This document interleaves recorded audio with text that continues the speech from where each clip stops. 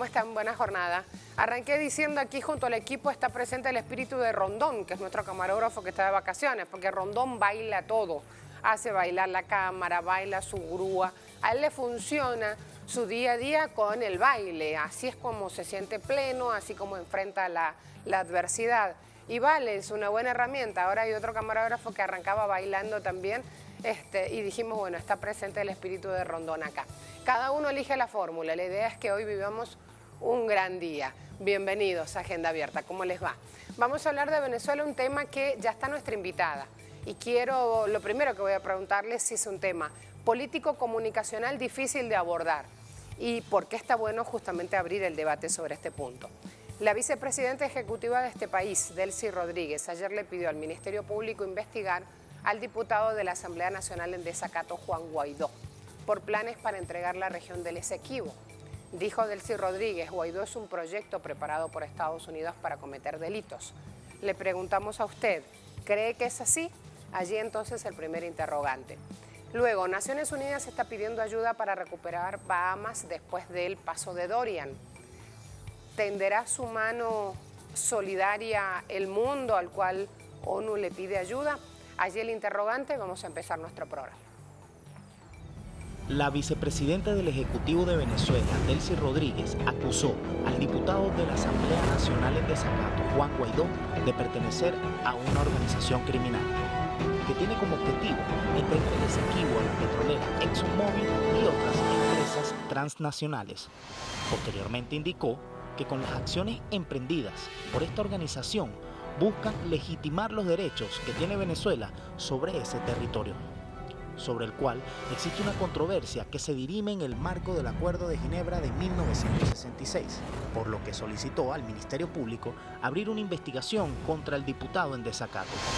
Más tarde, el presidente de Venezuela, Nicolás Maduro, indicó que el Ministerio Público tiene el deber de actuar rápidamente ante este delito tipificado por la Constitución como traición a la patria, y advirtió que quienes pretenden imponer un gobierno proimperialista y dividir a la Fuerza Armada Nacional Bolivariana tienen un solo fin: apoderarse de la Guyana Esequiba, el petróleo venezolano y repartirse las riquezas y las tierras. Hoy, en Agenda Abierta, analizaremos la diatriba política y los intereses transnacionales y políticos que se esconden detrás de este conflicto. A esta hora quiero mostrarles también una información que recorre el mundo y es la partida de Robert Mugabe a otro plano físico.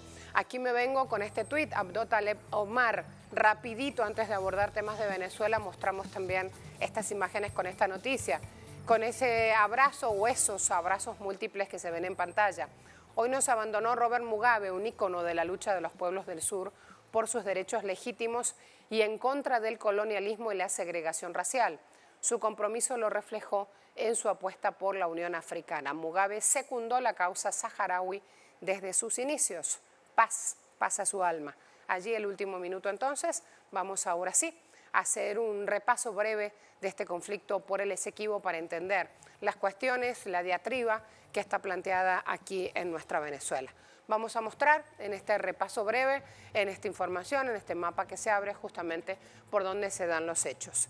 Esequibo son 159.000 kilómetros cuadrados ricos en recursos naturales, hoy administrada por Guyana.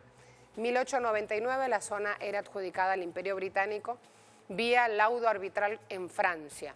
1962 impulsó Venezuela ante ONU, se logró demostrar vicios en la sentencia.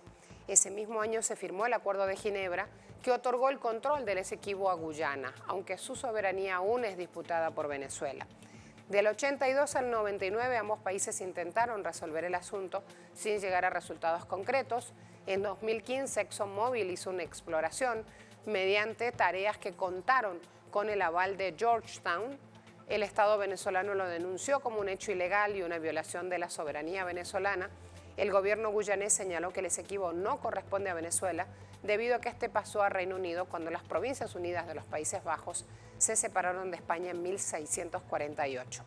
El gobierno venezolano sostiene que durante la colonia el límite de la Capitanía General venía establecido por el Esequibo y este cayó en manos de Holanda por debilidad del Imperio Español. Fíjense que la cuestión no es nueva. Leonel Retamar a esta hora nos trae información desde Venezuela y ya vamos al análisis para entender qué es lo que está en juego en esta vieja, larga disputa, pero como ven, aún hoy presente en la política venezolana. Leonel, cuando quieras. Hola, ¿qué tal? Muy buenos días. Buen día. Los antecedentes nuevos que han entregado las autoridades venezolanas respecto a este caso han sido dos voceros. Primero, en una conferencia de prensa, la vicepresidenta Delcy Rodríguez anunció que se comenzó la investigación para determinar responsabilidades de quienes estarían detrás de lo que ella llamó una organización criminal internacional, en que estaría involucrado el autoproclamado presidente diputado de la Asamblea Nacional en desacato de Venezuela, Juan Guaidó, y también un grupo de asesores de él, la recientemente nombrada por él como su representante en Reino Unido, Vanessa Newman, y otras personas también, en un plan que estaría siendo fraguado desde antes incluso de su autoproclamación el 23 de enero de este año 2019, en el que estarían en conocimiento partes del Grupo de Lima, también integrantes de este grupo, y también, por supuesto, esta persona, el diputado Guaidó. Por lo tanto, aquí se está configurando a juicio de la vicepresidenta un crimen que va a ser investigado por las autoridades venezolanas. Durante la tarde del día de ayer, el presidente Nicolás Maduro, en una rueda de prensa, una cadena nacional ante el país, señaló que lo que estaba haciendo este diputado es traición a la patria y que por lo tanto va a ser investigado así. Fue más allá incluso y dijo que los planes que están detrás de este tema del Esequibo tienen que ver con un plan global de desmembramiento, de fraccionamiento de Venezuela para apoderarse de los recursos naturales que están en el país, pero que también están en gran cantidad en esta zona en reclamación de parte de Venezuela. Y un último elemento es, por supuesto, quién es la contraparte de estos negocios internacionales. Se trataría en esta denuncia que formula la vicepresidenta Rodríguez de la empresa petrolera ExxonMobil, que ha tenido una larga historial de disputas con Venezuela y que estaría detrás, sin duda, de esta jugada, y que el diputado Guaidó estaría cediendo a las intenciones de esta empresa de quedarse con recursos naturales venezolanos. Ese es el marco que está configurando este caso y que seguiremos recabando reacciones de las autoridades y a nivel internacional, Marcela. Muchas gracias, Leonel. Me voy con María Alejandra Díaz, abogada constitucionalista. Ella recurrimos cuando hay justamente este tipo de disputas y necesitamos historia, pedagogía, derecho internacional y también visión política. María Alejandra hace parte de la Asamblea Nacional Constituyente. Me voy con ella, gracias. Ya temprano, cuando esbozábamos el tema, decíamos, es un tema difícil. Pregunto, desde lo político, desde lo comunicacional, ¿estamos en la efervescencia política que permite a esta sociedad justamente entrar ya a debatir estas cuestiones? ¿Por qué es importante lo que está pasando hoy? Bueno, en Venezuela ocurren casi que por hora acontecimientos, además es una vorágine comunicacional y política, porque Venezuela en este momento es el centro del conflicto geopolítico mundial. Es así. Ese centro geopolítico mundial que es Venezuela pasa por entender que es un conflicto de larga data, con las aspiraciones coloniales e imperiales, pero además de expansionistas desde Inglaterra, heredada por los Estados Unidos. Es decir, ellos no se diferencian. Una de las cosas que nosotros tenemos que entender en este conflicto es que hay un actor que generalmente pasa por debajo de la mesa, que es Inglaterra, que es histórico. Ya en 1814, a través de una disputa con Holanda, ellos se quedan con esa parte del Esequibo y con otras además, con 3 provincias específicamente, pero ya en 1822 el libertador Simón Bolívar, siempre Bolívar, además con su visión geopolítica, entendió la importancia de la cuenca del Caribe, porque recuerda que una de las razones fundamentales para hacerse de ese territorio es la posibilidad de taponar la salida por el delta a Venezuela, y esa salida tiene que ver además con la navegación del Orinoco. Fundamental. Entonces, hay que entender, para los piratas británicos. Yo ayer hablaba acá situándonos en 1810 y decía 1810 es el año en el cual en Argentina se da la revolución, donde se buscaba alejar a los realistas. En la historia nos enseñaron en el colegio cómo las mujeres preparaban aceite caliente, las patriotas, las criollas, para botarlos de sus calles, para impedirles la llegada, el aterrizaje. En realidad no era aterrizaje, pues no era aéreo, el desembarque, porque era por mar. Ajá, cómo se daba ese acto de penetración en suelo argentino. Hablábamos de 1810, pero en esa época dejaban algunos territorios, en este caso todo lo que era el Río de la Plata, para afincarse más aquí arriba, porque sabían que le era afín justamente a sus pretensiones expansionistas y que no perdían el mar Caribe, con todo lo que implicaba la navegación. Claro, recuerda cómo se expandió Inglaterra a través de los mares. ¿Sí? Hay una famosa ley de almirantazgo que nosotros tenemos que revisar. Es decir, esto no es un conflicto puramente de carácter político, coyuntural. El Esequibo y el reclamo legítimo de Venezuela sobre el Esequibo es una espina en el costado de nuestra República Bolivariana de Venezuela, porque fue una negociación hiriente, porque fue una negociación viciada de nulidad. Recordemos que en 1949, un año después de la muerte del abogado Prevost, se supo de los manejos en ese laudo arbitral de 1899 que lo vicia de nulidad, y se llega a un arreglo desde 1962 que Venezuela hace el reclamo, y ya en 1966 Inglaterra, para salirse un poco del paquete y difuminarse para que no se sintiera que era un imperio, ¿tú me explico?, atentando contra un pequeño país, fíjate las asimetrías, un pequeño país que en su momento era Venezuela, que apenas estaba reclamando su territorio. Mientras tanto, ya para esa época, Rockefeller ya estaba desembarcando en Caracas, preparando justamente, traía lo suficiente, pero sobre todo traía conocimiento previo para ir a empezar a explorar en suelo venezolano y trabajar ese petróleo. O sea que no es un dato que desconocían. No, pero además de todo este tema,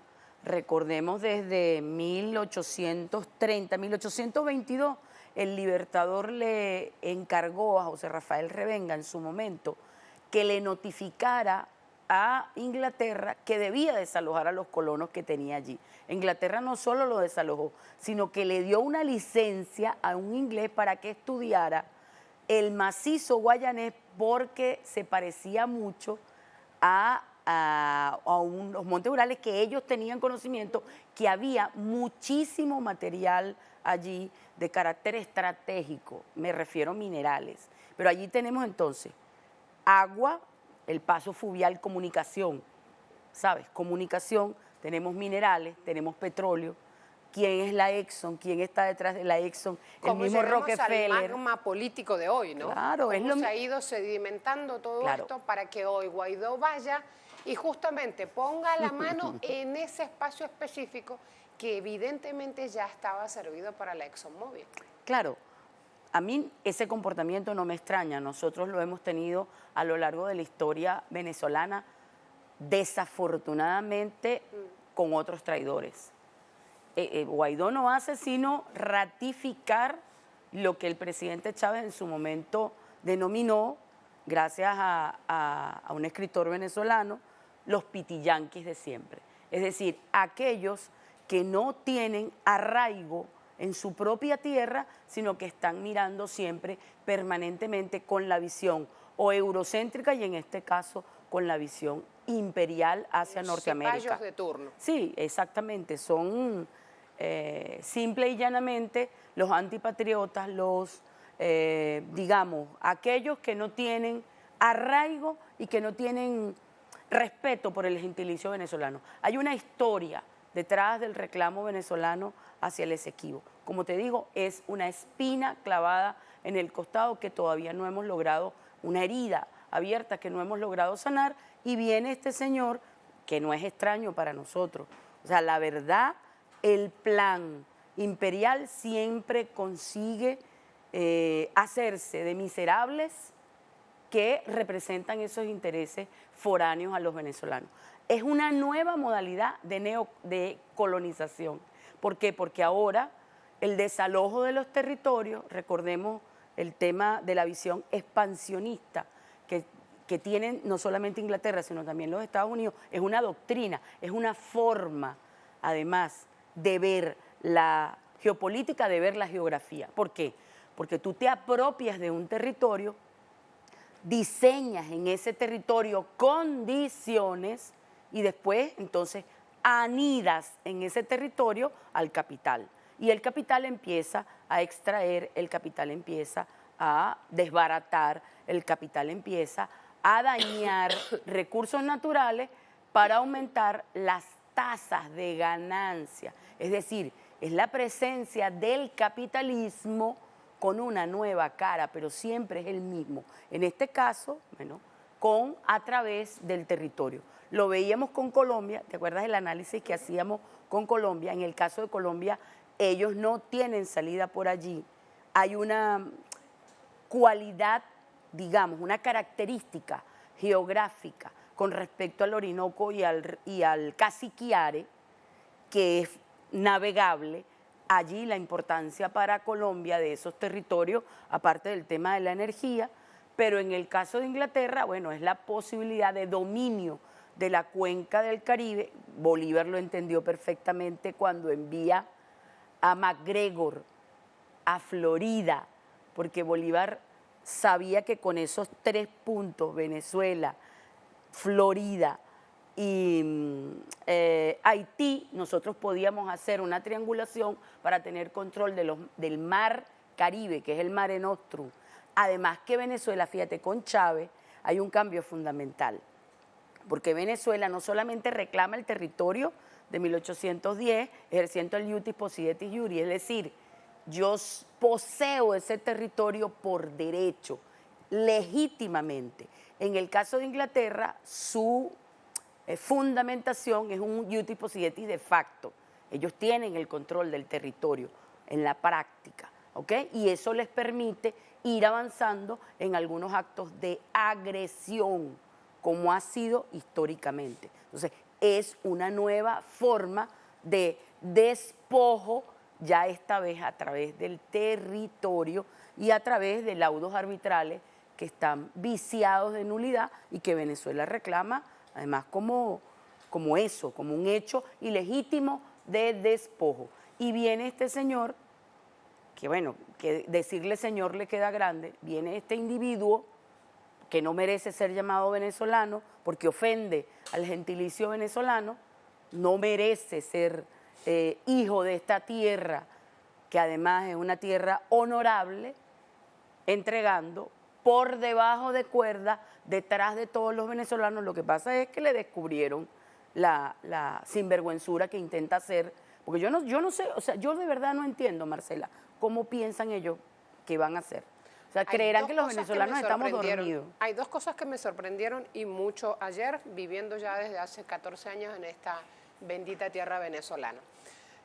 Por un lado, cuando se da a conocer la noticia de que el Ministerio Público recibe una solicitud de Delcy Rodríguez, vicepresidenta ejecutiva de este país, de abrir una investigación contra Guaidó, por un lado me pregunté por qué en la calle no había más reacción de la que existía. Nadie habló de esto, todo el mundo tenía que llegar a trabajar, todos estaban pendientes de cómo se compran los plátanos, de cuánto está lo básico para el día a día de la comida. De Guaidó nadie quería saber absolutamente nada y hasta se buscaban testimonios de otros medios locales afines a su accionar y tampoco había reacciones. Entonces, eso por un lado. Por otro lado, la otra sorpresa, o sea, Guaidó, ahí me pregunté si hay voluntad política en este momento justamente para estar atentos a los hechos que se pueden desencadenar con una investigación del Ministerio Público. Pregunto ahí, ¿hay voluntad política? ¿Cómo lo ves? Sí, bueno, evidentemente que hay voluntad política por parte del sector oficial, del sector del gobierno, puesto que impulsan una investigación en ese caso. Ahora, del otro lado, no, por supuesto que no, la idea es no visibilizar el tema, porque para los venezolanos el Esequibo es una herida abierta. Por supuesto que los medios de comunicación no van a visibilizar el tema. Y no van a visibilizar el tema porque el señor Guaidó, que no es sino una expresión del pitillanquismo histórico venezolano, no les conviene porque ese señor lo que representa son los intereses foráneos. Eso para los venezolanos, tanto que militan en la oposición como aquellos que estamos respaldando el proceso revolucionario, simple y llanamente es una ofensa. Para cualquier venezolano la entrega de 1 centímetro de territorio es una ofensa. Entonces, por otro lado, ese tema coincidimos, fíjate, allí coincidimos la mayoría de los venezolanos en que no hay posibilidad de negociación de un territorio que fue arrebatado a través de un fraude. Ahí queda muy claro ese punto. Luego, el otro punto es, nadie en el mundo sabía cómo llamar a Guaidó. Entonces, ¿cómo han sacado los titulares en ese momento tímidos, tibios sobre el tema Juan Guaidó? Lisa y llanamente. Ya no hablaban de opositor, de una figura de presidente encargado, de designado por Estados Unidos. Nadie le ha puesto ningún otro aditivo. Nosotros, desde el momento, Telesur, como casa periodística que se da la noticia, lo llamamos diputado de la Asamblea Nacional en desacato, la figura jurídica tal cual corresponde. Pero que ya no sepan ni cómo llamarlo, cuando en principio ni siquiera fuera de Venezuela sabían cómo pronunciar su nombre y adentro no sabían ni quién era para aprender a pronunciar el nombre, nos da toda una situación de cómo está su oposición. También a ese punto quiero ir, porque si el Ministerio Público avanza con esta investigación abierta por pedido de Delcy Rodríguez, ¿qué se viene ahora una vez que se conozca el resultado de esa pericia? Bueno, será una investigación más, porque Juan Guaidó ha cometido traición a la patria, usurpación de funciones. Creo que si nosotros buscamos en el Código Penal, y creo que es más fácil engraparle el Código Penal a Juan Guaidó para abrirle cualquier investigación. Mira cómo lo dices, o sea, ¿sabes? O sea, el tipo ha cometido todos los delitos que te puedes imaginar y más. O sea, yo todavía no entiendo cómo está libre, la verdad. O sea, esa es mi pregunta y es mi inquietud desde el punto de vista jurídico.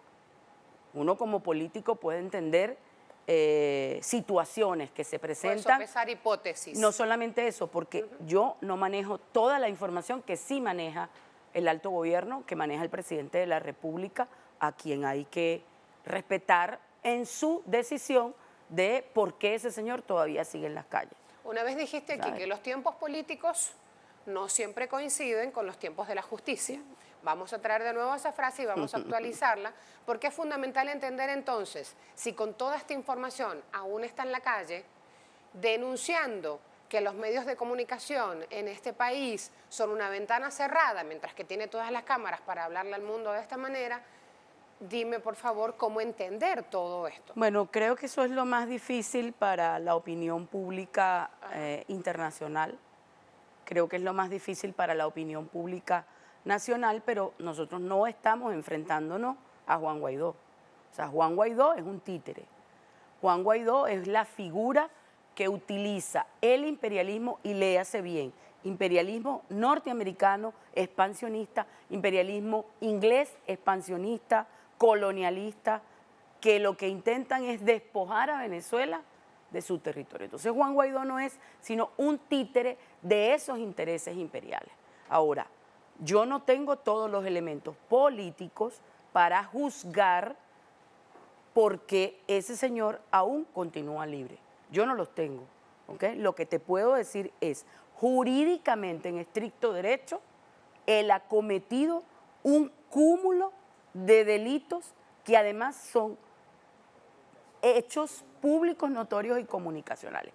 Falta que la justicia tome los correctivos que tiene que tomar en ese caso. ¿Hay vacíos en la jurisprudencia por los cuales la justicia no ha podido avanzar? No, no hay vacío. Realmente no es un tema de vacío. Realmente es un tema de oportunidad. Realmente es un tema, tanto es así que el presidente insta nuevamente al Ministerio Público a aperturar otra investigación, ¿ok? Porque el comportamiento es sistemático, fíjate. Este señor lo que ha demostrado y lo que sigue demostrando a la opinión pública nacional e internacional porque además queda muy mal parado ante la opinión pública internacional que tú estés negociando la entrega de un territorio que se supone tú estás en la obligación de defender. Porque si vamos a suponer, en el caso negado de que ese señor de verdad fuese presidente, imagínate qué pasaría en este país si ese señor decidiera hacerse el loco con el reclamo de Venezuela, o peor, entregarle, como están planificando, a Inglaterra por mampuesto, porque no es Guyana, es Inglaterra y los intereses de las transnacionales que están allí, del oro, del petróleo, de los minerales estratégicos, la posición geopolítica y geográfica, pero además la posibilidad de cercenar a Venezuela. Es un tema de dominio a través del territorio, es un tema de despojo a través del territorio. ¿Qué pasaría en Venezuela, en este país, que nos consideramos patriotas, incluso aquellos que adversan al gobierno, no están de acuerdo con la entrega ni siquiera de 1 centímetro del territorio? O sea, no me imagino a ningún político argentino, sea de la tendencia que sea, yendo a Reino Unido a negociar, siquiera a plantear o a mencionar la posibilidad de que las Islas Malvinas no sean argentinas. Pero Macri lo hizo disimuladamente.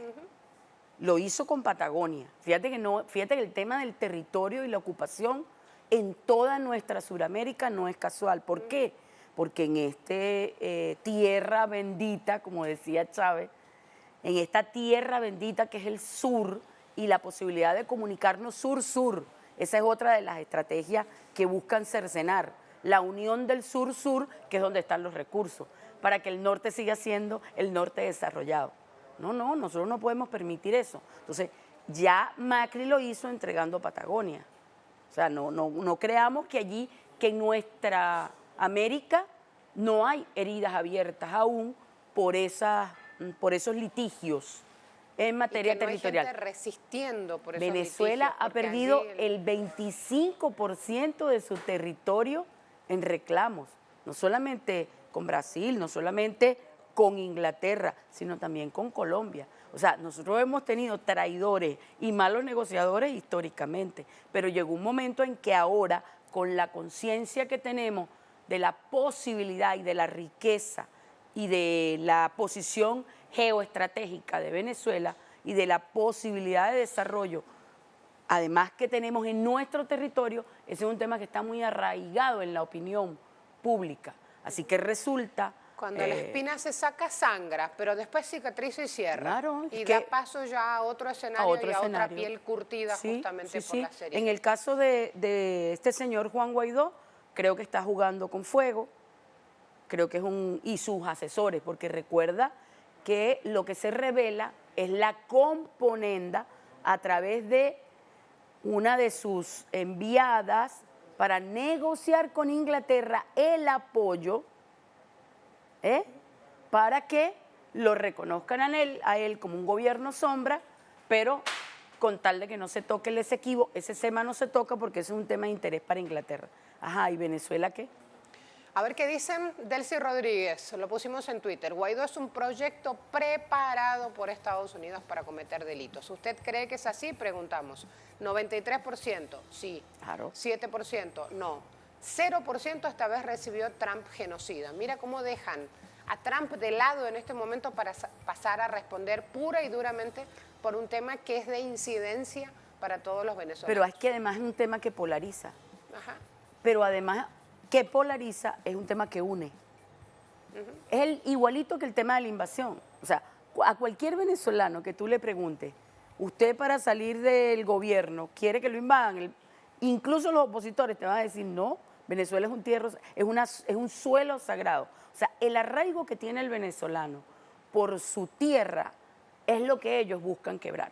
Por eso tú te preguntabas por qué no había mayor incidencia en los medios de comunicación. Primero, porque lo invisibilizan. Y segundo, porque la cotidianidad que tiene que ver con la dificultad económica por la que está atravesando el pueblo, producto del ataque al salario, producto de que no te alcanza para comer. O sea, esas son realidades que te afectan en el día a día. Supera a la otra realidad, que es la posibilidad de perder un territorio porque no la ves de manera inmediata. Entonces, la afectación, como han logrado despolitizar a un sector importante de la población, producto de la afectación cognitiva a la psiquis colectiva, por esa afectación de la realidad cotidiana, entonces tú privilegias lo cotidiano frente a lo estratégico. Y eso es lo que nosotros no podemos permitir que suceda, sino que tenemos que seguir insistiendo en estos temas para tener conciencia que si no tenemos patria, si no tenemos territorio, si no defendemos lo grande frente y además identificamos quién es el enemigo. Fíjate lo importante aquí, el enemigo no es Juan Guaidó realmente. Guaidó es un títere, el enemigo es Inglaterra, el enemigo es el imperialismo de nuevo cuño desde Inglaterra y desde los Estados Unidos, que pretende neocolonizarnos, despojarnos para después hacernos esclavos, porque no hay otra salida para ellos, sino hacernos esclavos, porque tranquilos no nos vamos a quedar si intentan poner un pie en el territorio venezolano o intentan despojarnos con armas de nuevo tipo de nuestros recursos naturales, que además históricamente son irrenunciables. O sea, no hay manera de que ningún venezolano renuncie a eso, porque estaría violando la Constitución.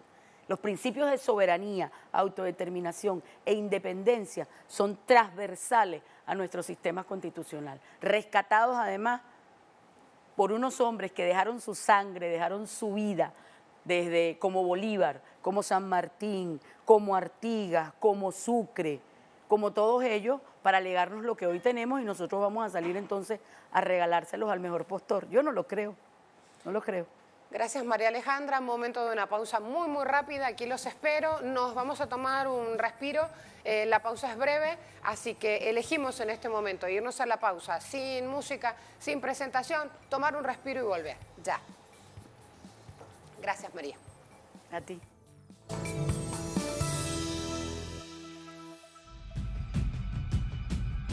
Tras destruir gran parte de las Bahamas, en especial las islas de Abaco y Gran Bahama, el huracán Dorian continúa su camino hacia las costas de Carolina del Norte, en Estados Unidos, donde se espera que toque tierra este mismo viernes. En las últimas horas, Dorian pasó de categoría 3, con vientos máximos de hasta 185 km por hora, a categoría 1, con vientos de hasta 150 km por hora, por lo que se espera que tras su llegada a Estados Unidos no cause tanto daño como en Bahamas, donde al menos 30 personas fallecieron.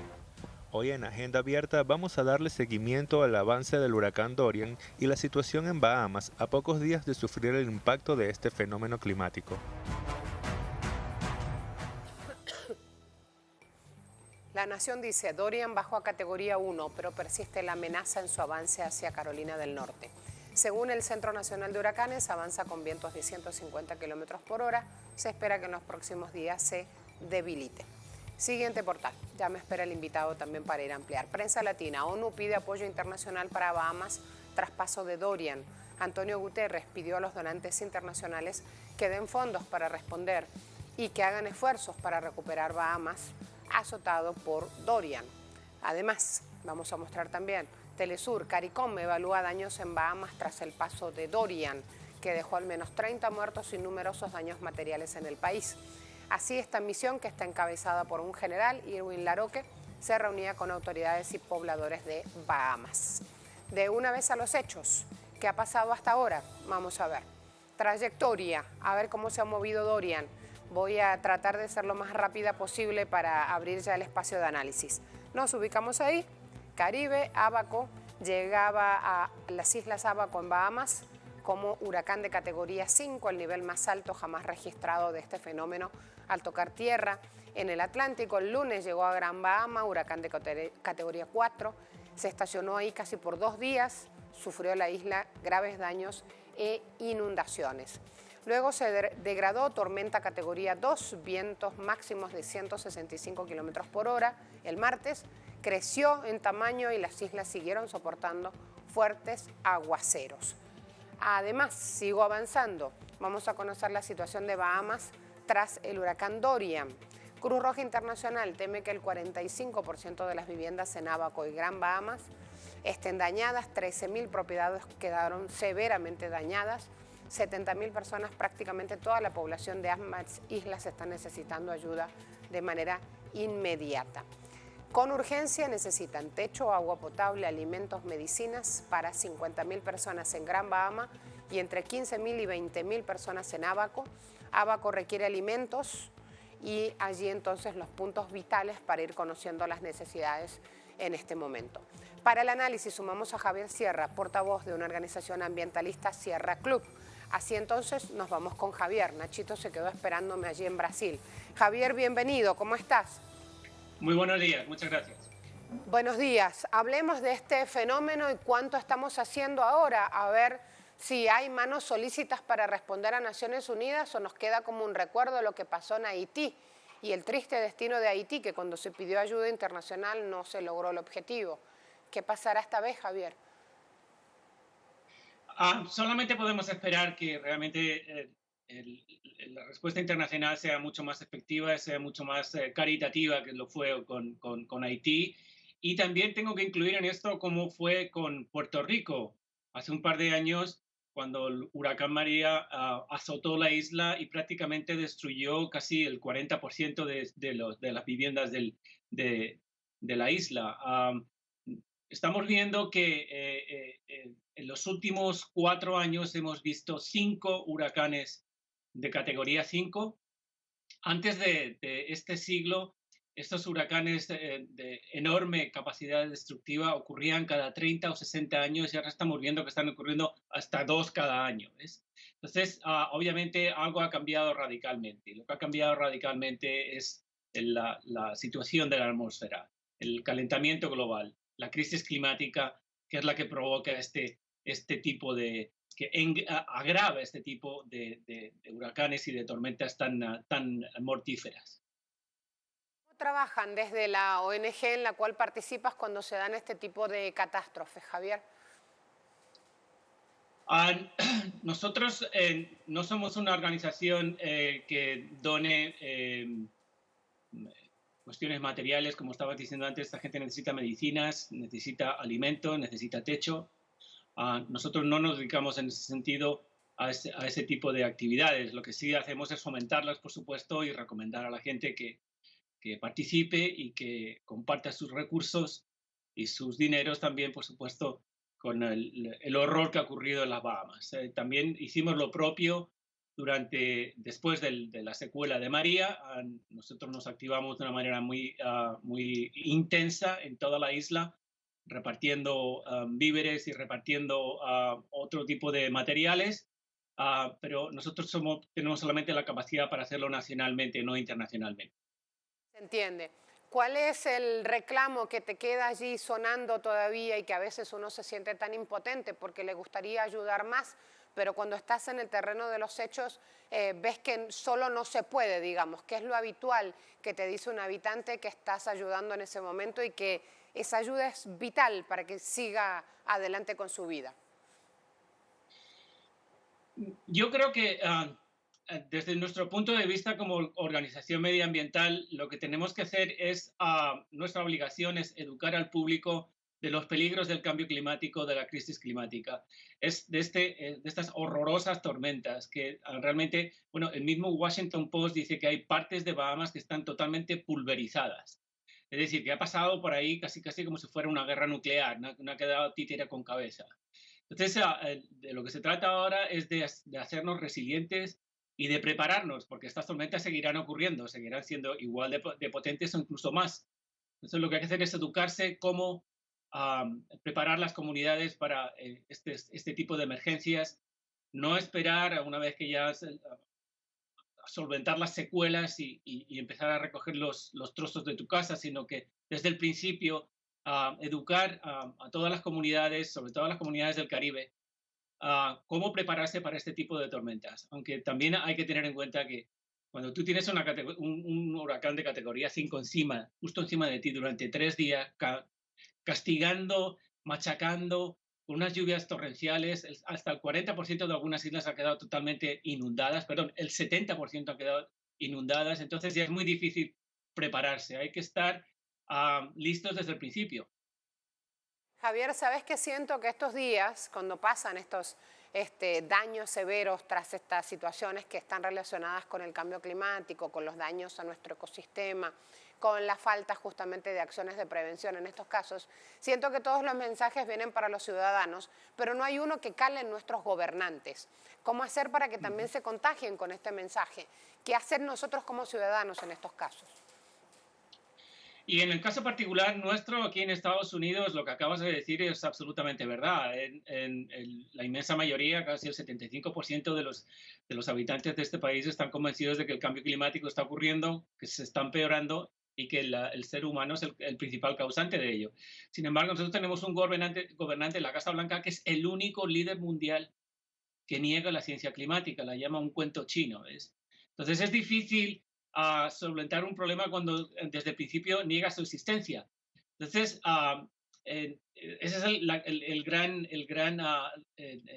tragedia que tenemos aquí. Imagínate que este señor lleva ya varios días discutiendo que él había predicho que el huracán iba a ir a Alabama, cuando eso obviamente no está ocurriendo, ya va camino de Carolina del Norte, justo del otro lado del mapa, ¿ves? Entonces, cuando este señor solamente se preocupa de que le digan que está mintiendo, no está mintiendo, en lugar de realmente preparar a las comunidades de Carolina del Norte, que son las que van a sufrir el embate de este monstruo de nuevo.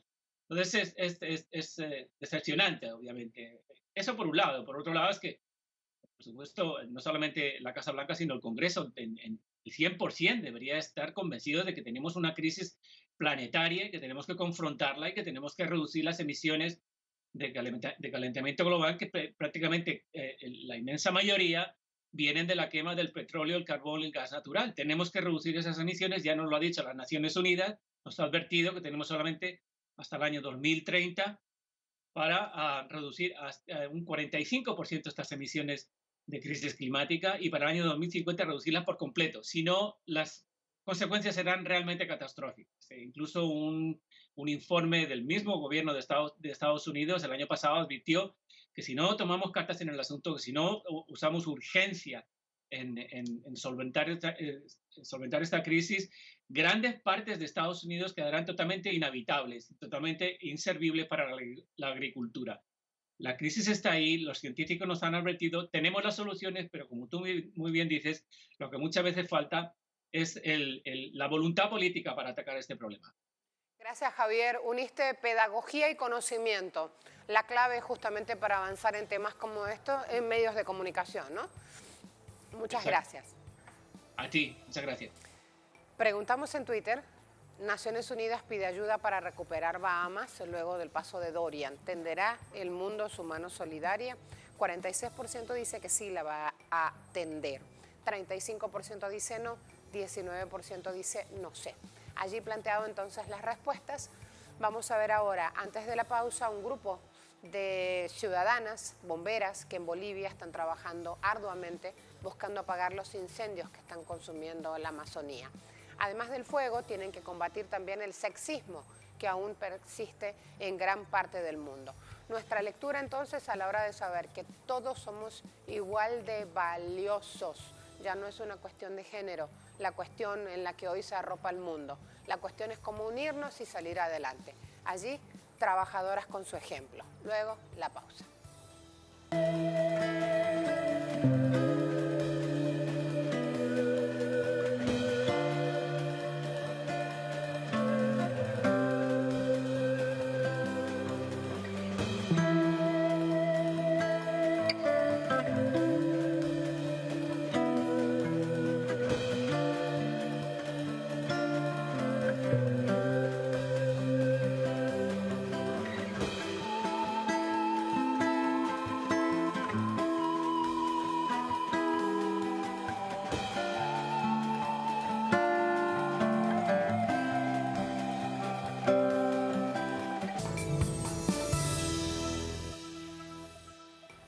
Vamos a ver qué pasa en Brasil, donde los ciudadanos salen a las calles este viernes defendiendo la Amazonía. Allí vamos con Nachito Lemus, lo había dejado esperando antes de la pausa.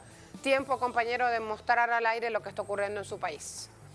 Saludos, estudios. Brasil vivió una intensa jornada de movilizaciones en defensa de la Amazonia y también durante el Día de la Amazonia y también durante el Día de la Mujer Indígena. Aquí en Brasil se han entrelazado estas dos pautas bajo la cosmovisión indígena, con la integralidad del cuerpo de la mujer indígena como un todo con la madre tierra, y se han movilizado en las principales ciudades sectores ambientalistas y también de la sociedad civil en defensa de la Amazonia brasileña. Hubo actividades como plantaciones de árboles, pequeñas manifestaciones en parques y también movilizaciones en las ciudades brasileñas como en otras ciudades del mundo frente a esta ola de incendios que afecta a la Amazonia brasileña, a la inacción por parte del gobierno de Jair Bolsonaro, que no toma medidas estructurales para el enfrentamiento a los incendios y tampoco para enfrentar el avance de la frontera extractivista a gran escala por parte de sectores agropecuarios brasileños sobre tierras indígenas, sobre reservas ambientales también. Se ha manifestado la exministra de Medio Ambiente, Marina Silva, exministra del gobierno de Lula da Silva, y ha manifestado que no ve ninguna acción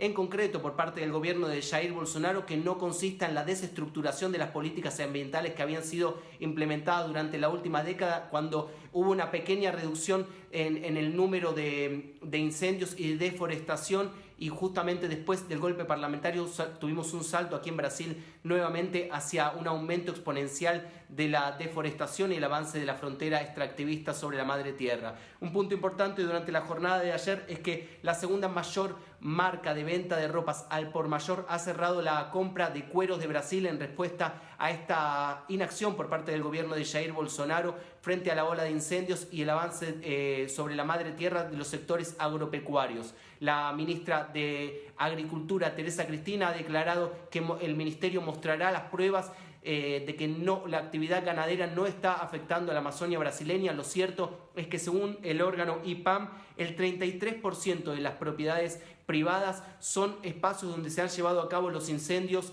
que tuvieron lugar en agosto en esta gran ola de incendios. En ese sentido se muestra la relación clara entre sectores del agronegocio que buscan expandir la frontera agropecuaria en relación a la actividad de deforestación y los incendios como herramienta de la deforestación. Esto es algo que ya alertábamos durante nuestras jornadas en la Amazonia brasileña en los últimos días y que ahora es comprobado con esta nueva estadística. Entonces, en concreto, una disputa y una denuncia sobre la actividad ganadera en favor del agronegocio que se contrapone a los intereses de la madre tierra y de aquellos que defienden el buen vivir aquí en Brasil. Estudios.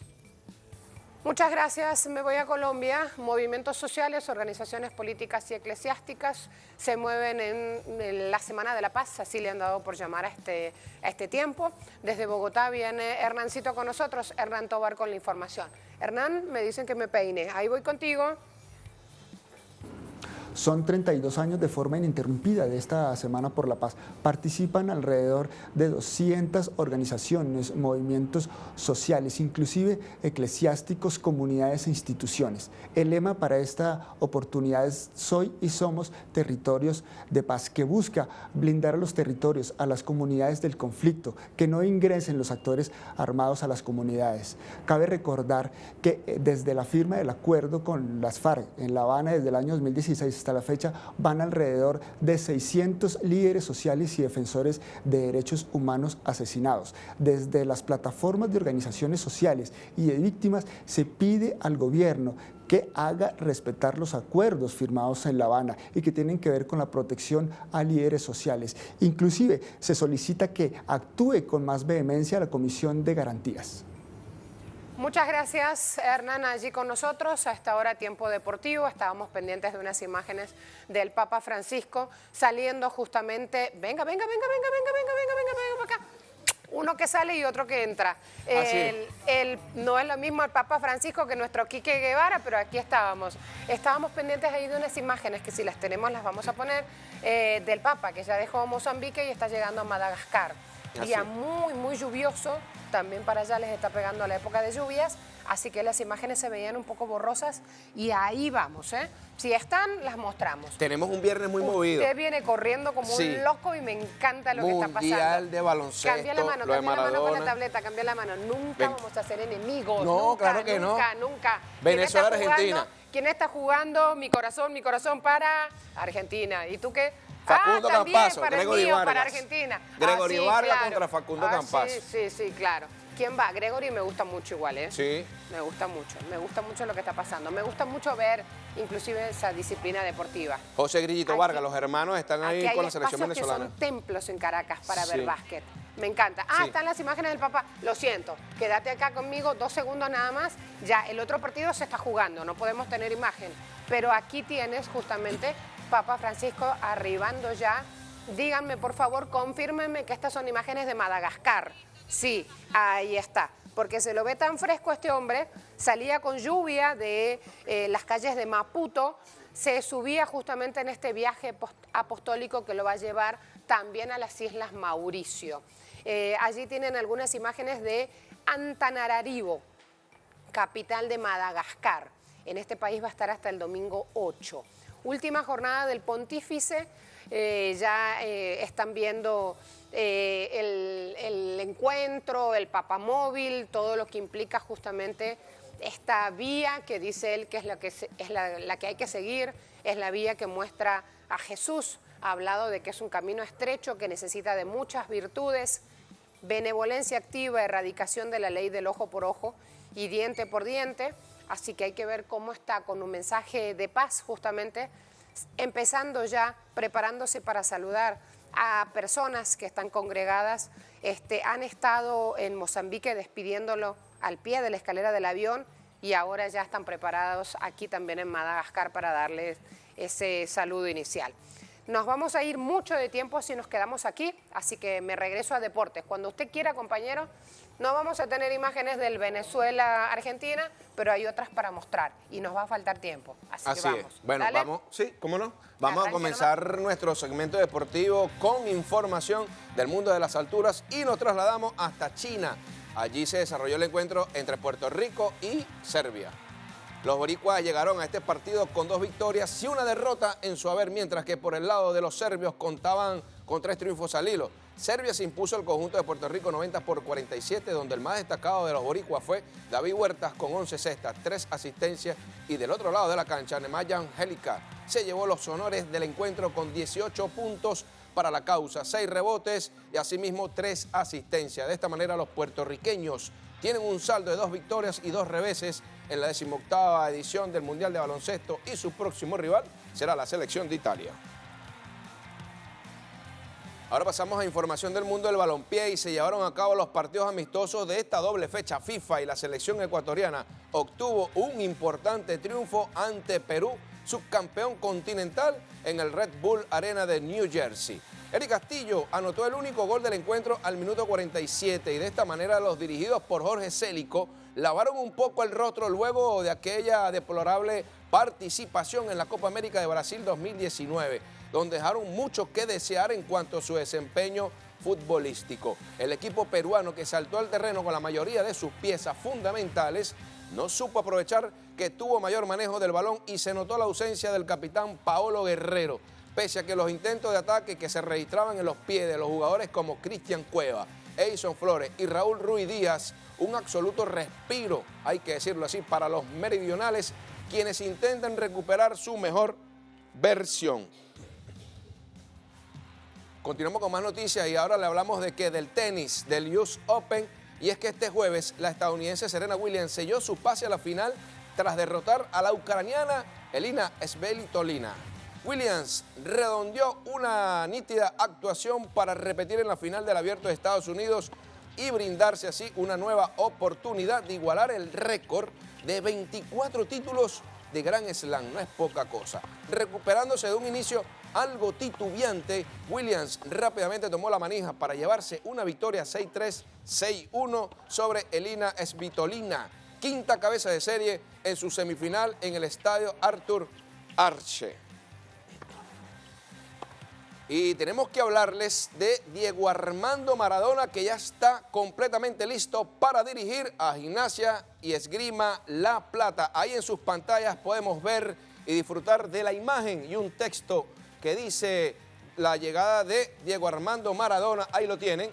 Hoy viernes amanecimos así, es el numeral o el hashtag, donde Diego Armando Maradona listo para dirigir con el numeral Gimnasia La Plata. Parte de lo que ha sido la noticia de Diego Armando Maradona, así hemos despertado en este lado del continente con la noticia del astro número 10 eterno de la selección albiceleste. También tenemos que decir que nunca, jamás, nadie despertará lo que despierta hay que ver este videíto de Matías Canillán, porque sí, ahí lo tenemos en sus pantallas. Ahí está, precisamente hablando del equipo de los Gimnasia y Esgrima La Plata. Ahí tenemos, nos estamos preparando y colocan allí el número 10. Para mí es el número 10 eterno, ahí sellándole el nombre y el número que tiene Diego Armando Maradona. ¿Quién quiere la camiseta del lobo con el 10 en la espalda? ¿Quién la quisiera? ¿Marcela la quisiera? Sí, vamos claro, a ver. me gusta.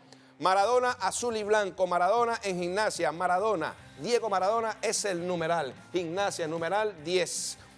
Es parte de lo que es las informaciones que está generando Telesur, todas las emisiones de deportes, estaremos allí muy pendientes, porque debo decir algo rápidamente de Diego Armando Maradona, es un hombre de retos, Marcela. Llegó a México para dirigir a Sinaloa, un equipo que está en segunda división, logró llevarlo a 2 finales. Llega a Gimnasia y Esgrima La Plata, estando de último en la Superliga Argentina. Solamente un punto tiene Gimnasia y Esgrima La Plata. Tremendo reto para Diego Armando Maradona.